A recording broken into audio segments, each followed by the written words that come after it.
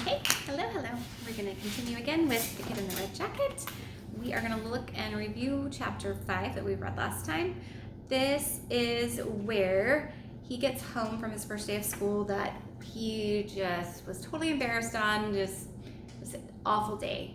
Lunch was awful. Everything was awful. So when he gets home, he just kind of wants to sit and chill. But he ends up walking into his parents, and instead of being his normal, obnoxious self, he starts telling them everything that happened. He's on the verge of tears. His mom and dad are comforting him, giving him lifesavers, trying to hug him, make him feel better. And then he starts talking to Gaylord, the little brother, and feels a little bit better when he's talking to his brother. And then all of a sudden, he hears this, "Hey!" And yet again, it's that voice that he knows. And so Molly Vera Thompson walks into his house, doesn't knock, just walks right in and starts talking. "Oh, can I change his diaper? I think I know how to do that." Asking him all these questions. And we learn again that Howard says, "I don't take naps. Stop saying that. I don't like it here." And Molly's like, "Oh, that's why you don't like it here." Well, then she tells Howard, "I used to not like it here when she first got here, when her parents were divorced." And so then Molly leaves to go back home for just a minute because she wanted to go get something. And Howard tells his parents, "Don't let her back in. Don't let her back in." Well, his parents do, because they want Howard to be nice to Molly. She brings back a doll, one of her dolls, named Madeline, that helped her when she was in foster care. And so she is giving Madeline to Howard for a little while to hopefully make him feel better. That's her plan. So we'll see if it works. So he's not exactly happy about having Madeline, but he's going to keep her around for a little while. Okay, chapter 6. On my second day at school, believe it or not, I walked there with Molly Vera Thompson. I was about halfway down the street when I first heard her. Hey you, Howard Cheaper, wait up, it's Molly Vera Thompson." I knew this was going to happen, I just knew it. But even though I begged and begged for someone to drive me, both Mom and Dad had refused. One reason we bought this house was so that you could walk to school. My father ignored me. "The exercise will be good for you." "Hey, I said, hold it!" she shouted again. Two girls walking on the other side of the street started to laugh. What was I supposed to do? If I didn't stop, she'd just keep shouting her head off, and if I ran, she'd run after me. Finally, I bent down and pretended to tie my shoe and waited for her to catch up. The way I figured it, walking to school with a first grader is bad enough, but being chased by one to school is even worse. "Whew, that was close," she yelled, running up behind me. "For a minute there, I didn't think you heard me or something." Why was she still shouting? I was standing right next to her. "Shh," I ordered. "Not so loud." Molly's voice got quieter as she looked around us. Why? Is somebody listening? Only the whole world. Molly just shrugged her shoulders and fell into step as I started walking again. We had only gone a couple of yards when she wrinkled up her nose and started to giggle. "This is fun, isn't it, Howard Jeeper?" I started walking a little faster. "Hey, how's the weather up there?" she called, looking up at me. Then she started laughing like it was the funniest thing anyone had ever said. I didn't answer. What was I supposed to say? Cloudy with a chance of rain? "Hey," she persisted. "What's wrong? Cat got your tongue this morning?" Her legs hurried faster and faster, trying to keep up with me. That's what my nanny says to me sometimes. "Cat got your tongue, young lady," she'll say. "It means that you're being quiet." "Yeah, right," I responded. I wasn't paying attention, of course. All I wanted to do was to get to school before anyone saw the two of us together. "Hey, why are you walking so fast? Are we in a hurry?" "Nope," I answered simply. "I always walk this fast. That's why you probably shouldn't walk with me. It's probably not good for a little kid like you." It's okay," she replied, huffing and puffing beside me. "I like to walk fast." "It kind of bobs you up and down, doesn't it? See how fast my legs are going?" Suddenly I started to run.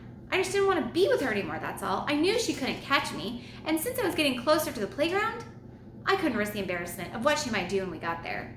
But this time, Molly didn't even try to keep up. As soon as I started to sprint, she stopped and watched me go. I didn't feel guilty either. Maybe I should have, but I didn't. Only a few more yards and I would be across the street, heading toward the gate of the playground. Alone. I was just about ready to breathe a sigh of relief when I heard it. Still on the sidewalk where I left her, Molly had cupped her hands around her mouth like a megaphone and was shouting in the loudest voice I'd ever heard. Hey, Howard Jeeper, why are you running? Do you have to go to the potty? Oh, I wanted to die. I didn't stop running until I got inside the building. I know the whole playground must have heard. I tried not to look at anyone's face as I ran, but I could hear people laughing, so I'm sure they heard. They probably even heard on playgrounds in Russia. The bell hadn't rung yet when I got into my classroom, but there were already 3 kids sitting down. One of them was a girl who sits in front of me. She didn't say hi or anything, but as it turned out, she was the first one in my class to talk to me. After I sat down, she turned around and asked if I would mind getting my big feet off the back of her chair. They're not big, I answered. It wasn't much of a conversation, but when you're desperate, you appreciate almost everything. At lunch, I sat by myself again. Only this time, I picked a seat next to the wall so I could sort of blend in with the bricks. As I started to eat, I realized that a lot of the guys in my class were sitting at that table next to me. And since I was blending in with the wall pretty good, I could watch them without being too obvious. The guy I watched the most was this kid named Pete. I guess I was sort of scouting him out to see what kind of friend he would make. Scouting is what they do in professional sports. It's a sporty word for spying. I thought Pete might be someone I could like.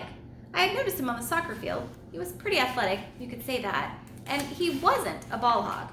Pete was the kid who had passed me the ball right before I took my big shot.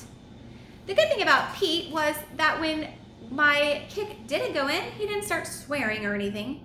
When you get to be my age, that comes pretty easily, especially when someone blows a chance for a goal. The other kid that I couldn't help noticing was a guy named Ollie. You could tell that he was the wise guy type. He was really loud, and he talked a lot, and practically everything that came out of his mouth was a joke. He seemed like the kind of kid that grown-ups can't stand, but kids sort of admire. The thing is, to be the wise guy in class takes guts. Kids admire guts. Adults don't. It's that simple. When Ollie sat down, he took one look inside his lunch bag and held his nose. Then, without saying a word, he stood up and threw the whole thing into the garbage can. Back at the table, someone asked what his mother had packed. Ollie was still holding his nose. Something dead and a cookie. It really cracked me up. Something dead and a cookie. I was sitting all by myself, but I laughed out loud. After some kid threw Ollie an orange to eat. Instead of peeling it, he put the whole thing right in his mouth. It must have hurt his mouth to stretch it that far, but that's the great thing about being wise guys. When it comes to acting stupid, they know no limit. Anyway, when Ollie was standing there with an orange in his mouth, even Pete cracked up. You could tell by the expression on his face that he thought Ollie was acting like an idiot, but he still thought it was funny. Even quiet guys like Pete enjoy a good idiot once in a while. It might sound dumb, but after lunch I felt like I knew the guys in my class a little better. I guess that's why at recess I hung around the group that was getting ready to play soccer. I was sure somebody would pick me. Maybe they'd pick me last, but I'd get picked. It's sort of this unwritten rule that every kid knows. If you're standing there to play, somebody has got to pick you, even if you stink. Just like the day before, Pete and this kid Joe were the captains. Pete picked me before Joe did. I didn't get chosen first or anything, but I wasn't last either. A kid with his ankle in a cast was last. Still, it felt good that Pete chose me. All of a sudden, he just looked over me and said, "I'll take the kid in the red jacket." It's funny. I used to think that being called something like that would really bother me, especially after Roger Grimsley had told me about that poor kid in the Kenneth shirt in class. But the weird thing was, being called the kid in the red jacket hardly bothered me at all. Let's face it, after a couple days of not being called anything, almost any name sounds good. All right, we'll start chapter 7 next.